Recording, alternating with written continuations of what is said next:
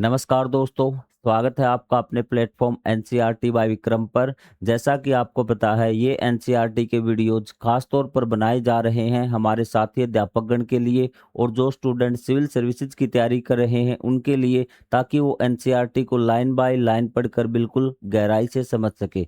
जी हाँ दोस्तों, यदि आप अपनी क्लास का कोई भी विषय, एनसीईआरटी का कोई भी विषय लाइन टू लाइन पढ़ना चाहते हैं तो चैनल के प्लेलिस्ट वाले सेक्शन पे जाइए। वहाँ पे आपको सभी सब्जेक्ट की प्लेलिस्ट मिल जाएगी। यदि आपको कोई डाउट रहता है तो आप कमेंट करके पूछ सकते हैं। तो चलिए दोस्तों, हमारा आज का जो लेक्चर है वो स्टार्ट करते हैं। ये जो लेसन नंबर 8 है ना, ये काफ़ी ज़्यादा परेशान करता है स्टूडेंट्स को, कि कहते हैं कि सर हमें ये समझ में नहीं आता, और आज मैं पूरी कोशिश करूँगा आपको ये समझाने की। ठीक है, और साथ में वो भी बता दूंगा कि इसके इंपॉर्टेंट क्वेश्चन कौन से जो आपको याद करने हैं। एक दो क्वेश्चन आप छोड़ भी सकते हैं, वो आपके एग्जाम में नहीं आएंगे। और इसके लिए आप एक बार मैं आपसे अनुरोध करूंगा कि आप चैनल के प्लेलिस्ट वाले सेक्शन में जाएंगे तो हमारा मिलेगा फाइनल रिवीजन बैच के नाम से एक प्लेलिस्ट मिलेगी। उसमें मैंने एक वीडियो में एक लेक्चर को समझाया हुआ, मतलब एक अध्याय को समझाया हुआ है, और वो आप जरूर देख लेना भी। 1 घंटे के करीब लेक्चर, जिसमें पूरा पाठ बिल्कुल अच्छी तरह समझाया हुआ है। और यदि आपके पास टाइम है तो लाइन टू लाइन आप पढ़ ले भी, उसके लिए भी आपको प्लेलिस्ट मिल जाएगी। तो ज़्यादा समय आपका वेस्ट नहीं करेंगे। मैंने शुरुआत का आपका 1 डेढ़ मिनट वेस्ट किया, तो इसके लिए मैं आपसे माफ़ी चाहूँगा। और यदि वीडियो आपको अच्छा लगे तो वीडियो आप कमेंट करके ज़रूर बताना और अपने साथियों के साथ इसको शेयर करना। तो चलिए भी, तो पहला क्वेश्चन भी मोस्ट इंपॉर्टेंट क्वेश्चन इस पाठ का, कि पावनता क्या है भी। क्या है कि पावनता क्या? यदि आप बिल्कुल एक नंबर में लिखना चाहते हैं तो पावनता का अर्थ है उन धार्मिक एवं आध्यात्मिक भावनाओं से है जो किसी स्थान, वस्तु या प्रकृति को श्रद्धा और सम्मान के योग्य बनाती है भी। कि उन जैसे ही देखिए, एक एग्जांपल मैं आपको समझाता हूँ, पहले बाद में हम क्वेश्चन को करेंगे। जैसे हमने हमारा कोई, जैसे हिंदू धर्म से हम बिलोंग करते हैं या फिर किसी भी धर्म से हम बिलोंग करते हैं, जब हम उस धर्म की किसी दैवीय शक्ति को देखते हैं, किसी भगवान को देखते हैं, यदि हम हिंदू धर्म से हैं तो जब हम किसी मंदिर को देखते हैं या मंदिर में जाते हैं तो हमें अंदर किस प्रकार की भावनाएं आती है भी, आप खुद से महसूस कीजिए। आप कहेंगे सर मन हमारा शांत हो जाता है, ठीक है, और हमारा क्या शीश झुकाने का मन करता है भी। यदि आप गुरुद्वारे में जाते तो किस प्रकार की भावनाएं आती, जब आप किसी गुरु की फोटो देखते हैं या फिर आपका कोई आदरणीय उसकी फोटो तस्वीर आप देखते हैं तो किस प्रकार की भावनाएं आती है भी। ठीक है, और एक भावना वो कि आपका दुश्मन आपके सामने आ गया अभी, तो उसके अंदर किस प्रकार की भावना है, तो उसके आप कहेंगे सर जैसे हमने दुश्मन देखा ना तो इस प्रकार की भावना है जैसे उसको मार दे भी। लेकिन जब आप मंदिर में जाते हैं, किसी भगवान की तस्वीर को देखते हैं, मस्जिद में जाते हैं, यदि आपका धर्म इस्लाम है तो, यदि आप सिख धर्म से संबंधित रखते हैं तो यदि आप गुरुद्वारे में जाते हो तो किस प्रकार की भावनाएं आती हैं। तो वो बात, जो भावनाएं आती है ना, तो वो भावनाएं किस प्रकार की भावना, धार्मिक एवं आध्यात्मिक भावनाएं हैं, और वही क्या है, आपकी पावनता है।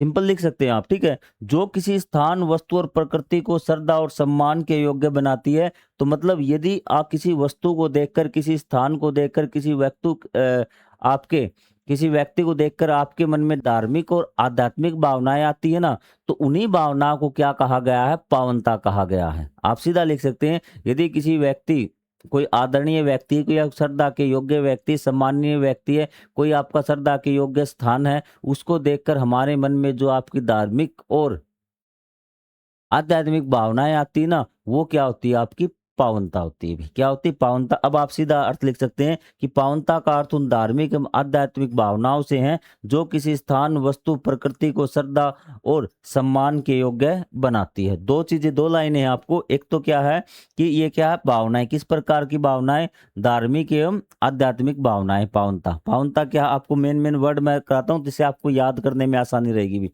पावनता का अर्थ उन धार्मिक एवं आध्यात्मिक भावनाओं से है जो किसी स्थान, वस्तु या प्रकृति को श्रद्धा एवं सम्मान के योग्य बनाती है। भारत में अनेक स्थल, नदियां, पर्वत और वन इसी के कारण पावन माने जाते हैं भी। ठीक है, जिसको देखकर हमें इस प्रकार की भावनाएं आती ना, वो चीज क्या आपकी पावन है भी, वो क्या आपकी पावन है भी। जिसको देखकर हमारे मन के अंदर पावनता आती है, हमारे मन के अंदर धार्मिक और आपकी क्या है, आध्यात्मिक भावनाएं आती है ना, वो वस्तु क्या आपकी पावन है। आपको आ गई बात समझ में? हाँ सर, हमारे ये चीज समझ में आ गई, मन में धार्मिक भावनाएं भी आ गई होंगी भी। भूमि कैसे पावन हो जाती है भी, ठीक है। तो अब भूमि कैसे पावन हो जाती है, कि यदि कोई किसी भूमि का संबंध किसी देवी देवताओं, संत, महापुरुष या धार्मिक घटनाओं से जुड़ जाता है भी, चाहे वो किसी भी धर्म की हो, ठीक है। जब किसी भूमि का संबंध किसी देवी देवताओं, संत, महापुरुष या धार्मिक घटनाओं से जुड़ जाता है, तो वह भूमि पावन हो जाती है और उस भूमि, ठीक है, तो उस भूमि के कारण हमारे मन में क्या है, पावनता आती है और वो भूमि क्या आपकी पावन हो जाती है। सीधा सा, यदि किसी भूमि का संबंध किसी दैवीय शक्ति से है, तो क्या भूमि आपकी पावन हो जाती है। यहाँ थोड़ा सा डिटेल लिखा जाता है अभी। ऐसे स्थान लोगों की आस्था और श्रद्धा का केंद्र बन जाते हैं भी, ठीक है। आपको आई बात समझ में कि यदि किसी भूमि का संबंध, जैसे आपके आसपास देखना धार्मिक स्थल होंगे, कोई आपका जहाँ पूजा पाठ करते होंगे, आपसे पूछना अपने पेरेंट्स से, बुजुर्गों से कि यहाँ क्या हुआ, वो जरूर कोई ना कोई आपको कहानी बताएंगे, कोई स्टोरी बताएंगे कि यहाँ पे वो महात्मा आए थे, यहाँ पे वो आए थे। जैसे अयोध्या आपकी पावन मानी जाती है, क्यों मानी जाती है, क्योंकि भगवान राम का वहां पे संबंध था भी। आपका सांची का जो स्तूप है आपका, वो पवित्र माना जाता है बौद्ध धर्म में। क्यों माना जाता है, क्योंकि महात्मा बुद्ध का वहां से संबंध है भी। मक्का मदीना इस्लाम में पवित्र पावन माना जाता है। क्यों माना जाता है, कि वो आपका अल्लाह का वहां से संबंध है भी, जो आपका पैगंबर है उसका संबंध वहां से है। तो इस प्रकार से कि जिस भूमि का संबंध किससे होता है, देवी देवताओं से, किसी संत से, महापुरुष या धार्मिक घटनाओं से जुड़ा रहता है, तब वह भूमि पावन हो जाती है और उस भूमि के कारण हमारे अंदर क्या पावनता आती है। और पावनता का क्या अर्थ है, उस धार्मिक एवं आध्यात्मिक भावना से है, जिसके कारण कोई वस्तु, स्थान, व्यक्ति श्रद्धा के योग्य बनाती है भी। वो भावना क्या, किसी वस्तु, व्यक्ति या फिर स्थान को, किसी यात्रा को भी क्या है, आपकी श्रद्धा के योग्य बनाती है। हम उसको सम्मान की दृष्टि से देखते हैं। चीजें क्लियर कि भूमि कैसे पावन हो जाती है। सारी भूमि तो पावन नहीं है ना, हर जगह तो आप नहीं, आपके मन में ऐसी भावनाएं आती है जिसको देखकर आपके मन में पावनता आती है। पावनता मतलब आपकी आध्यात्मिक और धार्मिक भावना आती है ना, तो वो क्या, आपकी धरती, आपकी भूमि क्या आपकी पावन है, पवित्र है। आप कहेंगे सर बिल्कुल सही बात है, समझ में आ गई। स्क्रीनशॉट भी लेना है कि आपको, स्क्रीनशॉट ले सकते हैं अभी, ठीक है। सबसे बेस्ट आंसर, बिल्कुल स्टिक आंसर, सबसे छोटा आंसर आपको लिखा, क्योंकि हर बार आप यही कहते हैं कि सर आंसर बड़े हो गए। अब की बार आंसर आपके लिए स्टिक है और छोटे भी हैं। पहला क्वेश्चन आपके लिए सबसे इंपॉर्टेंट है, दूसरा क्वेश्चन भी आप इंपॉर्टेंट मार्क कर लीजिए भी, ये आपको याद करने ही करने हैं भी। अब कहता है पावन स्थल और तीर्थ स्थल का अंतर संबंध किस प्रकार मानव जीवन और संस्कृति से जुड़ जाता है भी। ये कहता है कि पावन स्थल लगा लीजिए, चाहे आप तीर्थ स्थल भी, ठीक है, तो जो उसका जो संबंध है ना, मानव के जीवन और संस्कृति से कैसे जुड़ जाता है अभी। जो आपको पता है, पावन स्थल और तीर्थ स्थल लोगों में आस्था, श्रद्धा और आध्यात्मिक भावना का विकास करते हैं भी। इनके अंदर किस प्रकार की भावना आती है, इन स्थानों के कारण। आपको पहले लेसन में बता दिया था कि ये स्थल है, जो आपके पावन स्थल है या फिर आपके तीर्थ स्थल है, ये मानव के अंदर आध्यात्मिक और धार्मिक भावना का क्या करते हैं, विकास करते हैं। आप कहेंगे सर हाँ, ये चीज तो हमें पहले ही कुछ नहीं पता लग गई थी, ये बात आपको बता दी मानो की। फिर है, तीर्थ यात्राओं से भी विभिन्न क्षेत्रों की भाषा, संस्कृति और परंपराओं का आदान प्रदान होता है तथा सांस्कृतिक एकता बढ़ती है। कि बहुत से लोग क्या करते हैं, तीर्थ स्थानों पर यात्रा करते हैं भी। जैसे कोई हरिद्वार चला गया, कोई प्रयागराज चला गया, कोई बद्रीनाथ चला गया, कोई मक्का मदीना चला गया, कोई अमृतसर गुरुद्वारे में चला गया, कोई आपका बौद्ध धर्म का जो सांची का स्तूप है वहां देखने चला गया। आपको पढ़ा था लेसन में, 1 करोड़ से लोग जाते हैं। जब वो भारत ये है भी, क्योंकि आपको जब तक प्रैक्टिकल नहीं समझ में आए ना, ये भारत का मैप है। और एक ने कमेंट में कहा था सर आप भारत का मैप नहीं बना देते, आप बैटमैन बना देते। तो ये प्रतीकात्मक आपको समझाने के लिए सिर्फ, ठीक है। तो यहाँ पर देखिए भी, इसने कहा कि मान लेते हैं कि अयोध्या आपकी यहाँ है, आपकी उत्तर प्रदेश में, ठीक है, या फिर यहाँ लगा लीजिए आपका पाटलिपुत्र के आसपास इस एरिया में क्या आपकी अयोध्या है, ठीक है सर। तो यहाँ से क्या है, यहाँ के लोग भी इसको आएंगे, यहाँ से लोग भी आएंगे, यहाँ से लोग भी आएंगे, यहाँ से भी आएंगे, यहाँ से भी आएंगे। हाँ, पूरे भारत से लोग अयोध्या आएंगे।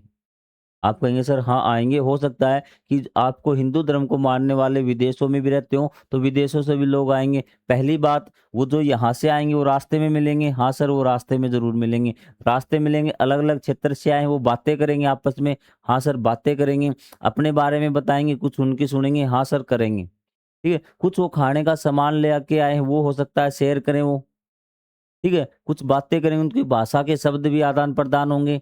जैसे हमें इंग्लिश के शब्द कैसे आए, क्योंकि अंग्रेज हमारे साथ रहने लगे ना। ये डॉक्टर है, आपका टीचर, ये शब्द हमारे मिल गए भी। खाना पीना आपका पिज्जा बर्गर, ये कैसे आए? ये इसी प्रकार से आए जब हम अंग्रेजों के संपर्क में आए। उसी प्रकार अलग अलग भाग से अलग लोग संपर्क में आते हैं, एक दूसरे से मिलते हैं, तो वो अपने पहनावे का, खान पान का आदान प्रदान करते हैं। और पहनावा और खान पान ही तो आपकी संस्कृति होता है। तो यहाँ पे समझिए, तीर्थ यात्रा विभिन्न क्षेत्रों की भाषा, संस्कृति और परंपराओं का आदान प्रदान होता है तथा सांस्कृतिक एकता बढ़ती है भी। और सांस्कृतिक क्या है? एकता बढ़ती है भी। आपको आगे बात, विभिन्न विभिन्न क्षेत्रों से लोग आते हैं और आपस में मिलते हैं, तो अपने खान पान, पहनावा, परंपरा, भाषा का आदान प्रदान होता है और उनकी संस्कृति एकता हमारी बढ़ती है। आपको आगे बात समझ प्रैक्टिकली।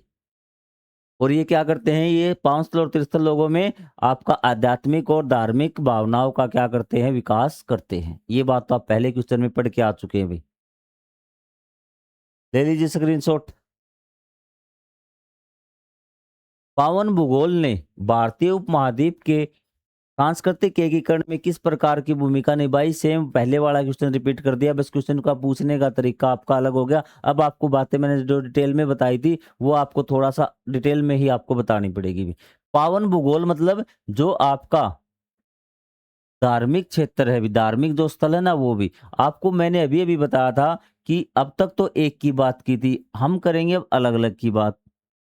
कि पावन भूगोल है, कोई भी आपका धार्मिक स्थल है, वो आपका अयोध्या भी हो सकता है, वो आपका सांची का स्तूप भी हो सकता है। अगर मैं बात करूं बौद्ध धर्म की, आपका जो आपका स्वर्ण मंदिर है सिख धर्म के लिए, वो भी हो सकता है। कोई भी धार्मिक स्थल पूछा है अभी। पावन भूगोल, भूगोल का मतलब स्थल होता है। भारतीय उपमहाद्वीप के सांस्कृतिक एकीकरण में किस प्रकार की भूमिका निभाई है अभी? ठीक है। पहली बात तो देखिए, ये जो पावन भौगोलिक क्षेत्र है ना, हर धर्म के, जब हमने लेसन पढ़ा था उसमें पढ़ा था कि कोई भी धर्म उठा लीजिए आप, चाहे हिंदू धर्म उठा लीजिए, चाहे सिख धर्म उठा लीजिए, चाहे आप बौद्ध धर्म उठा लीजिए, हर धर्म के क्या है कि जो धार्मिक स्थल है ना, पूरे भारत में फैले हुए हैं भी। क्या है? पूरे भारत में फैले हुए हैं। ठीक है। यदि आप सिख धर्म के यात्राओं के लिए निकलोगे तो आपको लगभग लगभग पूरा भारत घूमना पड़ेगा भाई। यदि आप हिंदू धर्म के लिए निकलोगे तो भी आपको पूरा भारत घूमना पड़ेगा। सिख के लिए निकलोगे तो भी, बौद्ध के लिए निकलोगे तो भी लगभग आपको पूरा भारत घूमना पड़ेगा। ये बात आपको सर समझ में आ गई। यदि हमें तीर्थ स्थल, धार्मिक जो भौगोलिक स्थल है वो घूमने पड़ेंगे तो पूरा भारत घूमना पड़ेगा। ये बात तो पक्की है। अब इस क्वेश्चन से उस बात का क्या संबंध है? अब देश भर में फैले तीर्थ स्थलों की यात्राओं से लोगों का विभिन्न क्षेत्रों से संपर्क बढ़ा भी। अब एक व्यक्ति था जो रहता था आपका यहाँ पर भी, एक बार कलर चेंज कर लेता हूं, यहाँ पर रहता था अभी। उसको हिंदू धर्म से मान लेते हैं, हिंदू धर्म ज्यादा है हमारे भारत में तो आपको समझने में हिंदू धर्म के धार्मिक स्थलों को घूमने निकला भी।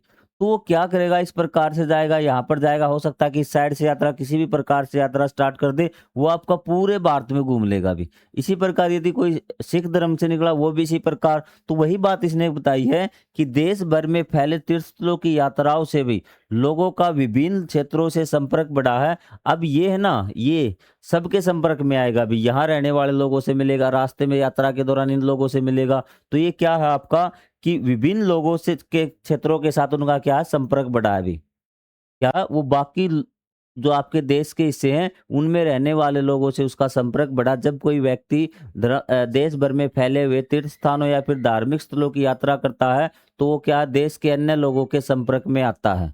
ये बात चीज क्लियर है? हाँ सर, ये चीज समझ में आ गई भी। इससे क्या होता है? सेम वही बात पहले वाली, भाषाओं, संस्कृति और परंपराओं का आदान प्रदान होता है और भारतीय संस्कृति की एकता मजबूत हुई। बस यही बात आपको लिखनी है। जब वो पूरे भारत में घूमेगा ना धार्मिक स्थल घूमने के लिए, ठीक है, निकलेगा धार्मिक स्थलों को पर जाने के लिए, तो पूरे भारत के लोगों से मिलेगा भी। ये तो है नहीं वो चुपचाप जाएगा, किसी से बोलेगा नहीं, किसी से सामान खरीदेगा, किसी से बात करेगा। तो इससे क्या है?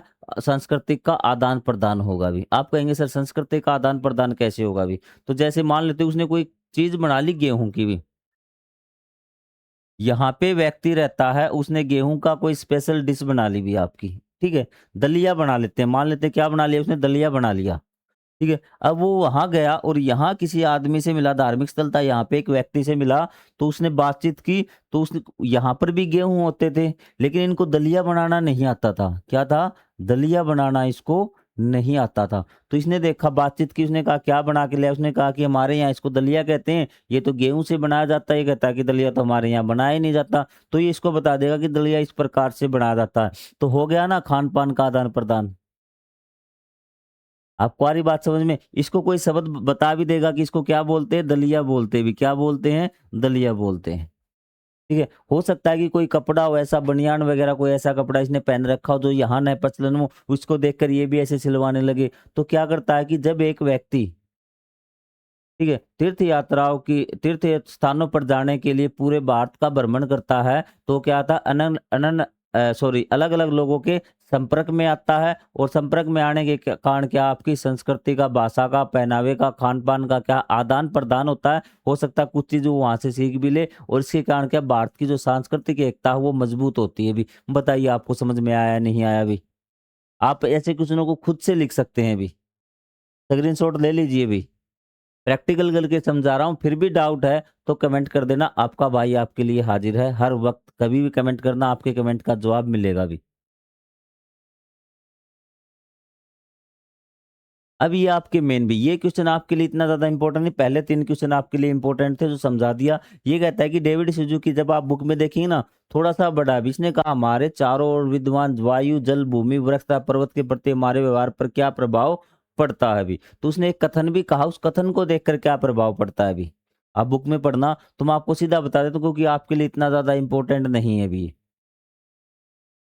तो इस कथन से हमें मिलता है कि हमें प्रकृति को केवल संसाधन नहीं, ठीक है, प्रकृति प्रकृति हमारे चारों तरफ का वातावरण भी, इसने कहा जो प्रकृति आपकी नदी है, आपकी पर्वत है, पहाड़ है, ये भी इसने कहा कि इनको हमसे में संसाधन नहीं समझना चाहिए। संसाधन आपको पता लग गया होगा क्या, कि वो सिर्फ हमें, वो वस्तुएं जो हमारे काम में आती है ना, उनको हम संसाधन बोलते भी। तो उसने कहा जो प्रकृति ना, उन्हें हमें सिर्फ संसाधन नहीं बल्कि पूजनीय और जीवन दाता मानना चाहिए भी। ठीक है, और हमें क्या है, अगर हम उसको पूजनीय और जीवन दाता मानेंगे तो हमारे मन में उनके प्रति पावनता आएगी। पावनता मतलब धार्मिक भावना होगी, सम्मान के योग्य हम समझेंगे। तो इसके कारण क्या होगा, संरक्षण होगा भी, क्या होगा, उनका बचाव हो जाएगा भी। जैसे कैसे, हम मान लेते हैं यहाँ पे एक पेड़ है भी, क्या है आपका, ये पेड़ है, इस पे लगते हैं आम, क्या लगते हैं, आम। और ये है आपका कोई मंदिर वगैरह में खड़ा है, तो ये आपका क्या हो गया, फिर ऐसी जगह हमने इसने पवित्र मान लिया, पावन मान लिया भी। तो पावन अगर मान लिया ना, तो हम इसके आम तो अगर पकेंगे, नीचे गिरेंगे तो हम तोड़ के यूज कर लेंगे, लेकिन हम इसको काटेंगे नहीं भी, क्योंकि हमारे लिए क्या है, ये पावन हो गया अभी। हमारे मन में इसके प्रति क्या धार्मिक और आपकी आध्यात्मिक भावनाएं आ गई, पावनता आ गई हमारे मन में, इसके कारण इसको काटेंगे नहीं भी। तो इसलिए कहता है कि हमें सिर्फ इसको, अगर हम सिंपल पेड़ होता ना, हो सकता था कि जरूरत पड़ने पर हम इसको काट दे भी, लेकिन जब हम इसको पावन मान लेते हैं, ठीक है, पूजनीय मान लेते हैं, तब क्या होता है कि इसका संरक्षण ऑटोमेटिक हो गया अभी। ठीक, आपके आसपास भी कोई पवित्र पेड़ होगा जिसको, बाकी पेड़ों को तो काट देते, उसको नहीं काटते भी। क्यों नहीं काटते? क्योंकि वो हमारे लिए पावन हो गया। इस प्रकार यदि हम किसी चीज को पूजनीय समझेंगे तो हम क्या, उसका संरक्षण हो जाता है, उसका बचाव हो जाता है। ये बात इस कथन से होता है, और हमारी जिम्मेवारी है कि हम दूसरे को भी नहीं काटने देते भी, उसमें पानी वगैरह डालते, सारी चीजें करते, कहीं ये सूख न जाए भी। ठीक है, जैसे आपके घर का एग्जाम्पल लेता हूँ, आपके घर में आस पड़ोस में कोई महिला, वो तुलसी का बड़ा ध्यान रखती है भी, बाकी पौधों का नहीं रखती। क्यों नहीं रखती? क्योंकि उसने तुलसी को क्या मान लिया, पूजनीय मान लिया। आपको भी, आपको आई बात समझ में? हाँ सर, अब बात समझ में आ गई भी। अब आपने पावन स्थलों की सूची बनाई, अपने क्षेत्र की पता लगाई कि ये स्थल पावन क्यों माने जाते हैं, क्या उनसे जुड़ी कोई कहानियां, इस विषय में 150 शब्दों का एक संक्षिप्त लेख लिख लीजिए भी। तो इस क्वेश्चन को करने के लिए आप खुद को ही मेहनत करनी पड़ेगी, क्योंकि आपके आसपास कोई भी पूजनीय स्थल है, हो सकता है कोई मंदिर हो, कोई हो सकता है कोई मस्जिद हो सकता है कोई गुरुद्वारा है, तो आपको पता लगाना है कि वो गुरुद्वारा वहां पे क्यों बनाया गया है अभी। ठीक है, और उस गुरुद्वारे के कहानी आपको लिखनी है कि यहाँ गुरु नानक देव आए थे, यहाँ वो आया था, क्या घटना घटित हुई थी। हो सकता है कोई मंदिर हो किसी बाबा का, तो हम एक ले लेते हैं कोई भी, जैसे आपके आसपास अयोध्या का ही ले लेता हूँ, जो आपको फेमस है, वो आपको पता लग जाएगा अभी। अयोध्या का आपका राम मंदिर है अभी, ठीक है। तो आपके आसपास आपको अयोध्या में क्यों बनाया गया है अभी? अयोध्या को पवित्र स्थल क्यों माना गया है अभी? क्योंकि यहाँ श्री राम से संबंधित, श्री राम का यहाँ जन्म हुआ था अभी। कई ऐसे-ऐसे स्थान होंगे जहाँ श्री राम ने बैठ के, जैसे आपका कोई तपस्या की हो, किसी महान, जैसे आपका महापुरुष हो कोई, उसने भी। आपके आस-पास मिलेंगे, मंदिर मिलेंगे, मस्जिद मिलेंगे, खूब मिलेंगे, और आपको 2-3 लिख लेना, उससे रिगार्डिंग अपने पेरेंट्स से कहानियाँ पूछनी है, बुक में आपको रट्टा नहीं मारना। खुद से ये क्वेश्चन का आंसर करना है अभी। आपको आ गई बात समझ में? आपके आस-पास है, उस पूछना ज़रूर, अपने अध्यापक से पूछ लेना, किसी से पूछना आस-पास के, आपके आस-पास कोई ना कोई क्षेत्र मिलेगा कि यहाँ वो बाबा रहता था, उसने यहाँ तपस्या की थी, इस प्रकार का यहाँ पे ये भगवान आया था। तो इस प्रकार से आपको ये लिखनी है अभी, लिख लेंगे, कोई दिक्कत नहीं। यहाँ पे देखिए अभी, मेरे क्षेत्र में मंदिर है, अगर मंदिर तो उस मंदिर का नाम भी लिख देना, गुरुद्वारा, गुरुद्वारे का नाम लिख देना। अन्य धार्मिक स्थल है तो वो आस्था का केंद्र, इनसे अनेक धार्मिक कथा जुड़ी, यहाँ त्योहार व मेलों का आयोजन होता है अभी, ठीक है? वो आपको नहीं लिखना, मेन है आपको क्या कहानियाँ जुड़ी है और किस प्रकार से उसको सेलिब्रेट किया जाता है अभी। ये स्थल सामाजिक एकता, सांस्कृतिक और धार्मिक परंपराओं को बनाए रखने में महत्वपूर्ण भूमिका निभाता, और ये बात तो आपको पता ही है कि कोई भी आपका धार्मिक स्थल है, आपका पावन स्थल है, वो क्या बनाता है? आपका सामाजिक एकता, सांस्कृतिक एकता और धार्मिक परंपराओं को बनाए रखने में महत्वपूर्ण भूमिका निभाती है। तो आपको हर पावन स्थल के बारे में लिखना है भी। क्या? एक तो सांस्कृतिक एकता, एक आपका धार्मिक भावना, और एक आपका सामाजिक एकता आपके पावन स्थल बनाए रखते हैं। अगर आपको इस लेसन का कोई भी क्वेश्चन आ जाए तो आपको ये लाइन लिख देनी है आंसर में भी, लास्ट में। मज़ा आ जाएगा क्वेश्चन करते समय। ये एक लाइन कॉमन लाइन है सभी क्वेश्चनों के लिए भी। ठीक है? चाहे पावनता का आए, चाहे कुछ भी आ जाए, ये वाली लाइन भी। आपके विचार में प्राकृतिक तत्व जैसे नदी, पर्वत और वन आदि लोगों के लिए पावन क्यों माने जाते हैं? वे हमारे जीवन में किस प्रकार योगदान देते हैं? देखिए, एक तो जो साथी अध्यापक गण उस क्वेश्चन को करवाते हैं भी, वो तरीका मैं आपको बता देता हूँ। क्योंकि ये प्राकृतिक तत्व नदी, पर्वत और वन आदि लोगों के लिए पावन क्यों माने जाते हैं? तो सबसे पहले देखिए, क्योंकि हमने, एक सिंपल आंसर आपको बताता हूँ इसका, ठीक है? टेक्निकली याद करें या नहीं करें, लेकिन आपको समझ में आ जाएगा। क्योंकि हमने पूरी पृथ्वी को क्या है, पवित्र मान रखा भी। आपने जब पाठ पढ़ा था ना, पाठ में शायद आपको बिल्कुल स्टार्टिंग में ही दे रखा था कि ये जो आपके पृथ्वी है, ग्रह है, सब कुछ क्या है, ये परमेश्वर के अंग हैं। पहली लाइन पढ़ना पाठ में से।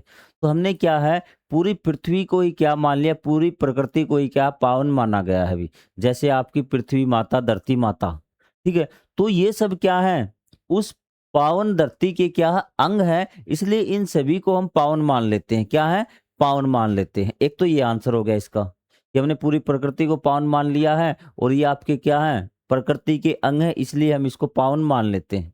ये क्वेश्चन हो गया। लेकिन आप देखना कि सभी को नहीं माना गया अभी।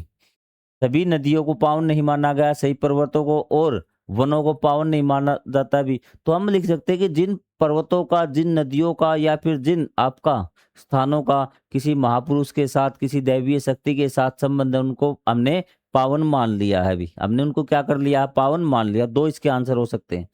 अब आगे है, वे हमारे जीवन में किस प्रकार सहायक योगदान देते हैं? उनको पावन मानने के बाद भी, उनको पावन मान लिया ना, तो वो हमारे जीवन को संतुलित करते हैं। वो क्या है, हमें बहुत ज़्यादा लाभ पहुँचाते हैं भी। ठीक है? वन भी आपको लाभ पहुँचाते हैं, आपके पर्वत भी आपको लाभ पहुँचाते हैं, ठीक है? तो ये आपको थोड़ा-सा जो हाई लेवल का क्वेश्चन है ये समझने में भी, ठीक है? क्योंकि 2 प्रकार से आंसर हो सकता है, आपको समझना। अब आपको लिखना क्या है, ये देख लीजिए अभी। नदियां, पर्वत, वन जीवन के लिए जलवायु और भोजन और प्राकृतिक संतुलन प्रदान करते हैं, इसलिए भारतीय परंपरा में इन्हें पवित्र मानकर इनके संरक्षण पर बल दिया जाता है भी। बिल्कुल आसान लैंग्वेज में आपको लिखवा दिया, और साथ में ऐड कर देना, क्योंकि हमने पूरी प्रकृति को भी क्या है, एक पावन स्थल माना है अभी। हमने पूरी प्रकृति मतलब ब्रह्मांड सब कुछ को पावन माना है, और ये भी क्या है, इसका अंग है भी। ये लाइन आप साथ में ऐड कर देना। ठीक है? ये क्या है उत्तर? क्योंकि हमने संपूर्ण लिख देना भी। संपूर्ण प्रकृति को पावन माना। और ये क्या है, प्रकृति के अंग है भी। फिर आपको ये आगे लाइन लिख देना, आपका आंसर कंप्लीट हो जाएगा भी। ठीक है भी। अब आ जाइए यहाँ पे भी इंपॉर्टेंट क्वेश्चन नहीं थे दोनों, आपको कॉपी कंप्लीट करनी है तो आपको लिखने ही, ठीक है। लेकिन एग्जाम में क्वेश्चन 4th नंबर के लिए तैयार हो जाइए भी। लोग तीर्थ या अन्य पावन स्थलों की यात्रा क्यों करते हैं भी? ठीक है, तो लोग आपको 2 चीज़ें बताई गई थी भी आपको पाठ में कि 2 प्रकार के लोग क्या तीर्थ स्थलों की यात्रा करते हैं। तो मेन पर्पज़ आपको इसमें लिखना है, आपको और कोई उद्देश्य नहीं लिखना कि मैं अगर आपको पाठ की बात बताऊँ ना, तो 2 प्रकार से लोग यात्रा करते हैं। एक तो क्या? एक तो लोग यात्रा करते हैं आपका धर्म के लिए भी, पुण्य के लिए, ठीक है? आध्यात्मिक शांति के लिए वो यात्रा करते हैं। आप कहेंगे अभी समझाते हैं 2 प्रकार के लोग कौन से भी? यहाँ पे एक रहता है व्यापारी और एक रहता है सामान्य लोग, ठीक है? और ये है आपका तीर्थ स्थल। क्या है? तीर्थ स्थल भी। अब ये सामान्य आदमी है जो आम लोग है, ये कहता है कि मैं मेरी भावना है, मेरे मन में श्रद्धा श्रद्धा के कारण क्या है कि मैं यहाँ पर घूम के आऊँगा भी। अयोध्या को लेके चल रहे हैं तो अयोध्या ही लिख लेते हैं भी। क्या लिखते हैं? अयोध्या भी। आप कहेंगे सही है सर, इसकी धार्मिक भावना ये अयोध्या जाना चाहता है। अब ये व्यापारी है। अब ये सारे लोग सामान्य अलग-अलग भागों से आ रहे हैं। इस व्यापारी को कुछ सामान बेचना है और व्यापारी को क्या चाहिए? व्यापारी को चाहिएंगे आपके सामान्य लोग जिनको वो सामान बेचा है, तो वे व्यापारी सोचेगा कि मैं अयोध्या भी जा आऊँगा और मेरा सामान भी बिक जाएगा। तो एक तो व्यापारी, ठीक है? तो व्यापारी जो यात्रा करता है ना तीर्थलों की, वो क्या है? दोहरा काम करता है। एक पंथ दो काज करता है, आपकी यात्रा भी हो जाएगी उसकी और वो अपना सामान भी बेचाएगा। और एक सामान्य लोग जो सिर्फ़ क्या तीर्थ यात्रा करता है, तो आपको सिर्फ़ क्या है कि आपको अगर आ जाए कि पावन स्थलों की यात्रा क्यों करते हैं, तो आपको क्या करना है ये वाला आंसर लिखना। यदि आपको क्वेश्चन दे दे कि व्यापारी लोग तीर्थ स्थलों की यात्रा क्यों करते हैं? क्योंकि उन्हें पता है कि वहाँ बहुत से लोग अलग-अलग हिस्सों से लोग आते हैं और वो उनको ज़रूरत का सामान बेचने के लिए क्या तीर्थ यात्रा करते हैं व्यापारी। आपको आ गई बात समझ में? हाँ सर, आ गई समझ में। अब आंसर देखो भी। लोग धार्मिक आस्था एवं आध्यात्मिक शांति और पुण्य प्राप्त करने के लिए तीर्थ यात्रा करते हैं, ये तो आपको पता है भी। इससे उन्हें वो वाली लाइन जो मैंने आपको बताई थी हर क्वेश्चन के लास्ट में लिखनी है। इससे उन्हें विभिन्न क्षेत्रों की संस्कृति और परंपराओं को जानने का अवसर भी मिलता है। या फिर इसे लिख देना, इससे क्या है आपकी हमें हमारी सांस्कृतिक सामाजिक एकता को बढ़ावा मिलता है भी। सांस्कृतिक और सामाजिक एकता का बढ़ावा मिलता है और हमें विभिन्न क्षेत्रों के बारे में जानकारी मिलती है। क्लियर है बात? यात्रा क्यों करते हैं इसका आंसर तो आपका सिर्फ पहली ही लाइन है अभी। ठीक है, एक मैंने आपको कॉमन लाइन बता रखी है, वो आप हर में लिख सकते हैं अभी। ठीक है, 1 मिनट का टाइम दीजिए मुझे भी।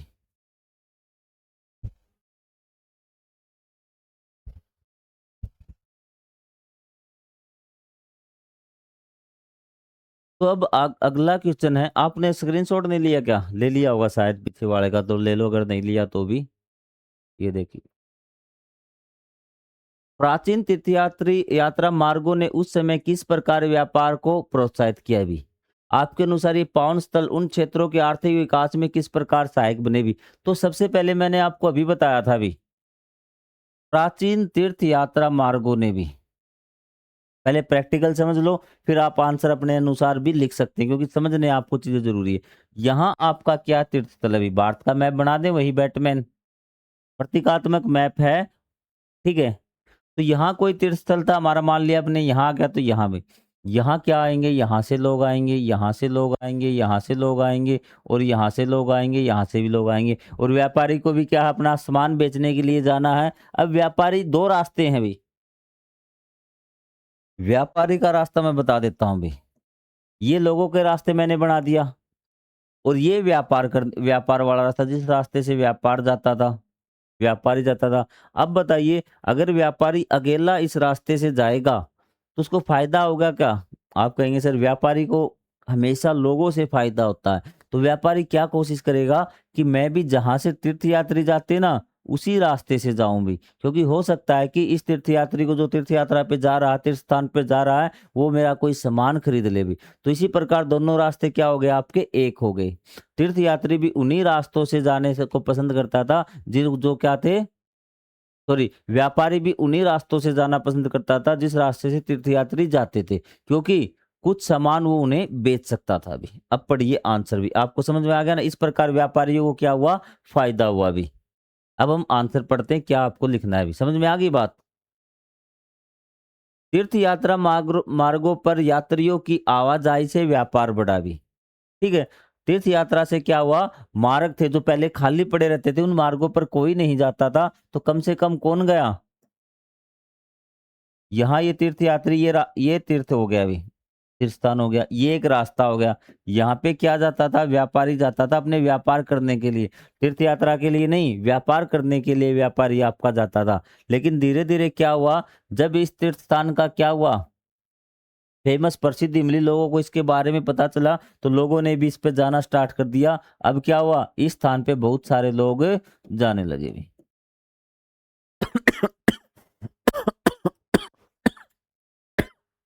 माफी चाहूंगा आपसे। तो तीर्थ यात्रा मार्गों पर यात्रियों की आवाजाही से व्यापार बढ़ा। जब ये तीर्थ यात्रा मार्गों पर ना यात्रियों की आवाजाही बढ़ी, तो व्यापार भी आपका ऑटोमेटिक बढ़ गया, क्योंकि उन्हें उन्हें सामान की आवश्यकता थी। अब सामान के बिना तो कुछ काम चलेगा नहीं, खाना भी खाएंगे वो और सामान भी खरीदेंगे। ठीक है, तो व्यापार बढ़ा और बाजार विकसित हुआ भी। अब यहाँ क्या हुआ आसपास, कि यहाँ बहुत सारे लोग आने लगे इस तीर्थ स्थान के आसपास, तो यहाँ किसी ने रेहड़ी लगा ली, किसी ने शॉप खोल लिया। आप देखना, आप मंदिरों के आसपास कितनी दुकानें हैं, तो क्या हुआ, बाजार विकसित हुए, इससे स्थानीय लोगों को रोजगार मिला तथा संबंधित क्षेत्रों का आर्थिक विकास हुआ, और ये क्षेत्र का विकास हो गया अभी, आर्थिक स्तर, क्योंकि लोग व्यापार करने लगे, दुकानें वगैरह, उनकी इनकम होने लगी, तो आर्थिक विकास मतलब उनके पास पैसा बढ़ने लगा। क्या आपको समझ में आई? हाँ सर, हमें चीज समझ में आई। सिर्फ यहाँ यहाँ नहीं, रास्ते में भी, रास्ते ने किसी ने होटल खोल लिया, किसी ने और कुछ आपका धर्मशाला वगैरह बना ली, कुछ ऐसा बना लिया बेचने का, जो तीर्थयात्री को जिस सामान की जरूरत पड़े ना, पूरे रास्ते पे। ठीक है, तो इस प्रकार क्या हुआ, जो तीर्थ यात्रा का जो मार्ग था ना, उसके आसपास और तीर्थ स्थान के आसपास क्या हुआ, आर्थिक विकास हुआ भी, रोजगार के अवसर बढ़े और व्यापार बढ़ा। आपको आगे बात समझ में? हाँ सर, समझ में आ गई। अब आप स्क्रीनशॉट ले लीजिए, अब आपको समझ में भी आराम से आ गया होगा। तीर्थ यात्रा मार्गों पर यात्रियों की आवाजाही से भी, आवाजाही मतलब यात्रियों के आने जाने से क्या व्यापार बढ़ा और बाजार विकसित हुए, इससे जो स्थानीय लोगों का, स्थानीय लोग मतलब ये जो तीर्थ के आसपास थे ना, इन लोगों को क्या हुआ, रोजगार मिला तथा संबंधित क्षेत्रों का आर्थिक विकास हुआ। जैसे संबंधित क्षेत्र थे सबका, वो क्या हुआ, आपका आर्थिक विकास हुआ। इंपॉर्टेंट क्वेश्चन है, मार्क कर लेना भी। पावन स्थल किस प्रकार वहां के लोगों की संस्कृति और परंपरा को प्रभावित करते हैं? ये क्वेश्चन का आंसर शायद आपको आता होगा, क्योंकि जहां पर पावन स्थल होता है तो वहां पे क्या होते हैं, हर जगह से लोग आते हैं, अलग अलग जगहों से लोग आते हैं भी। ठीक है, जहाँ पे पावन स्थल होता है या फिर तीर्थ स्थल होता है, वहां पे क्या है, अलग अलग जगह से लोग आते हैं भी, ये पावन स्थल था भी। ठीक है, यहाँ पे यहाँ से भी आएंगे, यहाँ से भी आएंगे, और यहाँ से भी आएंगे, और यहाँ से भी आएंगे, और यहाँ से भी आएंगे भी। ठीक है, और ये इनके क्या थे, स्थानीय लोग हैं, ये क्या आपके स्थानीय लोग हैं। आप कहेंगे सर बिल्कुल सही बात है। अब ये अलग अलग प्रकार के लोग आए हैं, अलग अलग जगह से लोग आए हैं, अलग अलग संस्कृति के लोग आए हैं भी। तो जहाँ लोग मिलेंगे ना, जहाँ पे आपस में लोग मिलेंगे, तो क्या होगा, आपका सांस्कृतिक आदान प्रदान होगा। कुछ चीज़ें वो सीख के जाएँगे, कुछ चीज़ें वो सिखा के जाएँगे, जैसे मैंने आपको दलिये वाला एग्ज़ाम्पल दिया था। तो इस प्रकार क्या होगा, उनकी संस्कृति, आपकी एकता बढ़ेगी, सांस्कृतिक एकता बढ़ेगी। सेम वही वाली बात आपको रिपीट करनी है। आपको आ गई बात समझ में? क्योंकि अलग-अलग प्रकार के लोग हैं। आप किसी गाँव में रहने चले जाइए आप कुछ समय के लिए भी, ठीक है? आपका पहनावा बदल सकता है, आपका हेयर स्टाइल, आपका यहाँ तक कि चेहरा भी बदल सकता है अभी।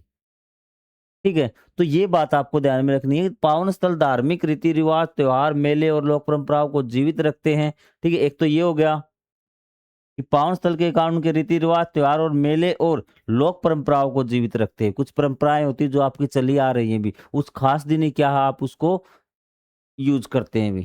ठीक है, जैसे है आपका कोई त्योहार, मैं आपको बताऊँ क्या? जिससे आप समझ में आ सके भी। 1 मिनट रुकिए भी। मैं आपको बताऊँगा एक त्योहार अभी, जैसे आपका दीपावली है, दीपावली के दिन आप नए कपड़े पहनते हो, आपकी परंपरा, उस परंपरा को आप बनाए रखते हैं। शाम को लक्ष्मी पूजन करते हैं। होली वाला त्योहार, होली के दिन आप होलिका दहन करते हैं। ठीक है, जो आपका लोहड़ी त्योहार है उसमें आप आग जलाते हैं शाम को। ये क्या परंपराएं हैं, और इसके कारण क्या है, लोगों में एकता बनी रहती है, उनकी धार्मिक भावनाएं बनी रहती हैं। मान लो कि चाहे किसी ने पूरे साल पूजा नहीं की हो, लेकिन वो दीपावली वाले दिन पूजा करता है, उसकी धार्मिक भावनाएँ क्या बनी रहती है। किसी मेले के दिन मेला लगता कहाँ पे, वहाँ पे लोग इकट्ठे रहते हैं। तो पहला तो क्या था आपका कि जो आपके ये थे भई रीति-रिवाज, त्योहार और मेले और लोक परंपराओं को जीवित रखते हैं भी पावन स्थल भी। वहाँ पे क्या है उस पावन स्थल के कारण वहाँ पे मेला लगता है, उनकी रीति-रिवाज़ें लगातार बनी रहती हैं, वो भूलते नहीं उस चीज़ को भी, अपनी धार्मिक रीति-रिवाज़ों को, परंपराओं को क्या वो उसको ये क्या जीवित रखते हैं। और दूसरा क्या था, जो बाहर से लोग आते हैं ना उसके कारण क्या है, लोगों में एकता, सहयोग और सांस्कृतिक पहचान की भावना को मजबूत करते हैं भी। क्या है कि लोगों की जो आपकी ये बात कॉमन थी लाइन कि जो है ना आपके पावन स्थल है एकता, सहयोग, सामाजिक एकता, सांस्कृतिक एकता और धार्मिक भावना को बनाए रखते हैं। ये लाइन कॉमन थी मैंने कहा था हर क्वेश्चन में आएगी नोट कर लेना। ठीक है? आप कहेंगे सर ये क्वेश्चन समझ में आ गया। इम्पोर्टेंट कम है लेकिन दे सकता है यदि अध्यापक थोड़ा-सा मॉडरेट बना देगा ना तो आपका ये क्वेश्चन दे सकता है अभी। भारत में बहुत से आपके धार्मिक स्थल है, आपको 2 की सूची बनानी है अभी। ठीक है? और उनका महत्व भी बताना है, एक परियोजना बनाइए भी। तो हमने जो चयन किया वो क्या था बद्रीनाथ और बोधगया आपकी मर्जी आप कोई भी चयन कर लीजिए इंपॉर्टेंट क्वेश्चन नहीं है बस कॉपी आपको कंप्लीट करनी है भी। फिर मैं आपको बता देता हूँ कैसे आपको करना है भी।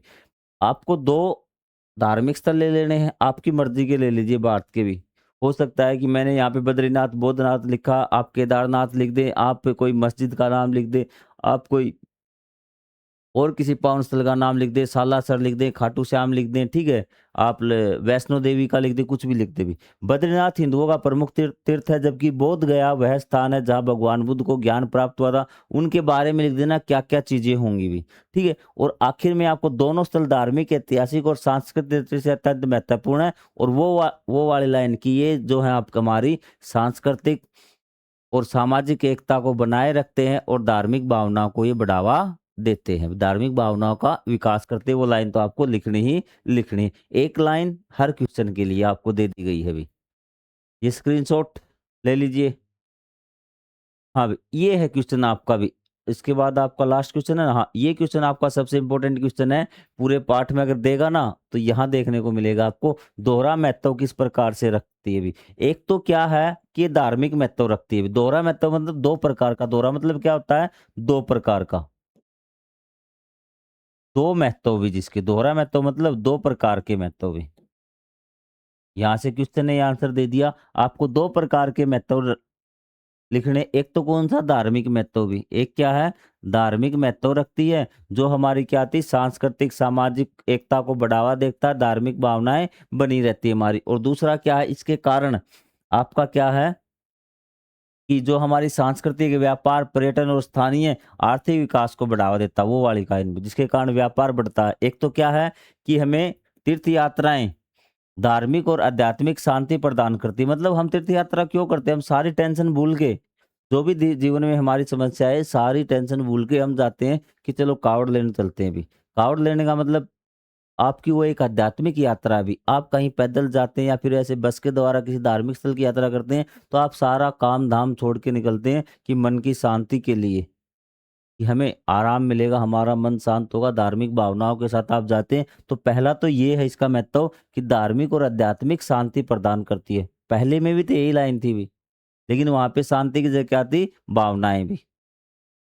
ठीक है, धार्मिक और आध्यात्मिक शांति प्रदान करती है। दूसरा है कि जहाँ-जहाँ जिस रास्ते से तीर्थ यात्रा होती है भी, जो तीर्थ यात्रा का रास्ता होता है, वहाँ पे आर्थिक विकास होता है, वहाँ पे व्यापार को बढ़ावा मिलता है, वहाँ पे पर्यटन को बढ़ावा मिलता है, तो उस क्षेत्र का क्या आर्थिक विकास हो जाता है, ये उसका दूसरा महत्व 2 महत्व आपको बताने हैं। एक जो दोनों महत्व किस-किस के लिए? एक तो उस यात्री के लिए है, अगर याद नहीं रहे ना, एक तो यात्री के लिए जो आपका तीर्थ यात्रा करता है और एक उसके लिए है जो वहाँ रहता है अभी। यात्री के लिए कौन-सा महत्व है? यात्री के लिए महत्व ये है कि उसको धार्मिक और आध्यात्मिक शांति मिलती है और जो वहाँ रहता है उस जो तीर्थ यात्रा करता है उस रास्ते के आस-पास, उसका क्या होता है आर्थिक विकास होता है, व्यापार को, पर्यटन को क्या है आपका बढ़ावा मिलता है। तो मैं आशा करता हूँ ये अध्याय आपको कंप्लीट समझ में आ गया होगा और फिर भी यदि आपको कोई डाउट रहता है तो आप कमेंट करके पूछ सकते हैं। मेरे हिसाब से अब आपको कोई डाउट नहीं रहना चाहिए। और मैं आपको बताऊँ, जितनी बार वीडियो देखेंगे उतनी बार आपको नई बातें देखने को मिलेंगी। एक बार और रिपीट कर लेना, और कोई चीज़ समझ में ना आए तो मुझे कमेंट करके पूछ लेना कि सर ये चीज़ मुझे समझ में नहीं आई, और भी आसानी से समझाने की कोशिश करूँगा। और जो मैंने लाइन बताई थी कि ये धार्मिक या पावन स्थल या फिर तीर्थ यात्राएँ कुछ भी आ जाए, ये क्या हमारी सामाजिक, सांस्कृतिक और धार्मिक एकता को बनाए रखती है, और धार्मिक भावना का विकास करती है। हर क्वेश्चन के लास्ट में आंसर में टाप देना भी। मिलेंगे हम अगले अध्याय के क्वेश्चन आंसर में, तब तक के लिए जय हिंद, जय Bharat, thank you very much.